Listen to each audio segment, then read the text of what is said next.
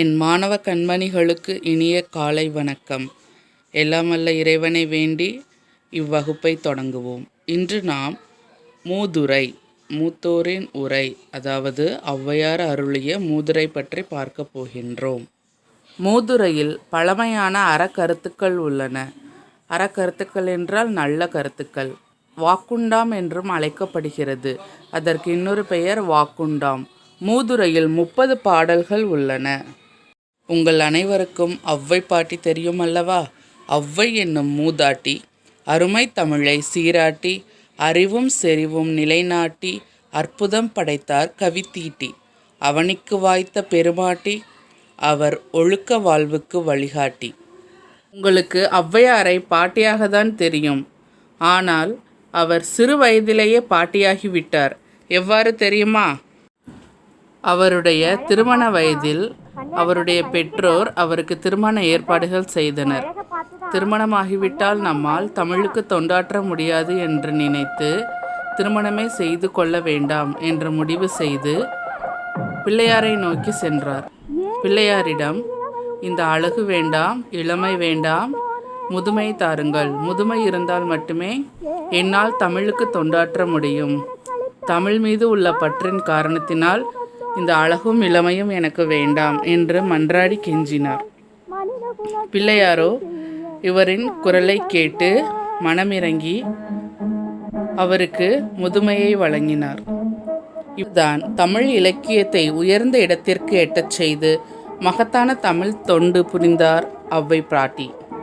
மூதுரையில் நீங்கள் படிக்கும் பகுதி, நன்றி ஒருவருக்கு செய்த கால் அந்நன்றி என்ற தருங்கொல் என வேண்டா நின்று தளரா வளர்தெங்கு தாளுண்ட நீரை தலையாலே தான் தருதலால். ஒரு முறை ஔவையின் அப்பாவிடம் ஒரு புலவர் சந்தேகம் கேட்டு வந்துள்ளார்.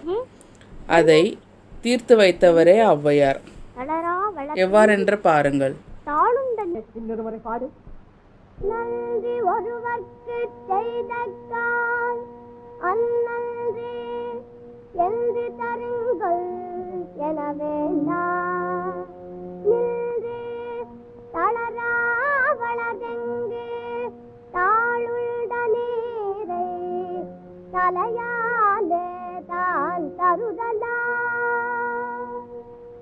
தென்னை மரமானது அடிமரத்தில் வார்த்த தண்ணீரை தலைவழியாக இளநீராக கொடுக்கவில்லையா? அதுதான் நன்றி. ஆஹா ஆஹா, என்ன அழகான மேற்கோள் வாணரே! மேற்கோள் பாட்டை விட நன்றாக இருக்கிறது. ஐயா வாணரே, நீர் மகாபாகியசாலி. உமது குழந்தை ஔவை அப்படியே கலைவாணியின் அவதாரமே தான். தென்னை மரத்துக்கு அடியிலே நீர் பாய்ச்சுகிறோம். சுவையுடைய இளநீர் மேலே காய்க்கிறது. அதுபோல நற்குணமுள்ள ஒருவருக்கு நன்மை செய்தால் நமக்கு நன்மையே உண்டாகும். பதிலுக்கு உதவியை எதிர்பார்த்து எதையும் நாம் செய்யக்கூடாது.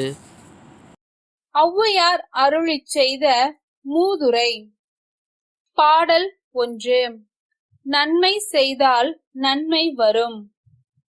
நன்றி ஒருவருக்கு செய்த கால் அந்நன்றி என்று தருங்கொல் என வேண்டா நின்று தளரா வளர்தெங்கு தாளுண்ட நீரை தலையாலே தான் தருதலால்.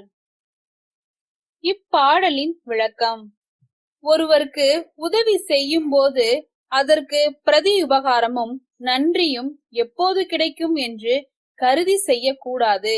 எப்படிப்பட்ட நீரை வேர் மூலம் உண்டாலும் நன்கு தளராது வளர்ந்துள்ள தென்னை மரம் அந்நீரை சுவையான இளநீராக தந்துவிடும். அதுபோல ஒருவருக்கு செய்த சிறு உதவியும் பெரிய விதத்தில் நமக்கு ஒரு காலம் நிச்சயம் நன்மை பயக்கும். புதிய வார்த்தைகள் மற்றும் அதன் பொருள். தெங்கு என்றால் தென்னை மரம், தருங்கொல் என்றால் பதில் உதவி, தாள் என்றால் வேர். கவனியுங்கள். நன்றி ஒருவருக்கு செய்த கால் அந்நன்றி என்று தருங்கொல் என வேண்டாம் நின்று தளரா வளர்தெங்கு தாளுண்ட நீரை தலையாலே தான் தருதலால். ஔவையார். இதை 3 முறை அல்லது 4 முறை வாசித்து பழகுங்கள். நன்றி.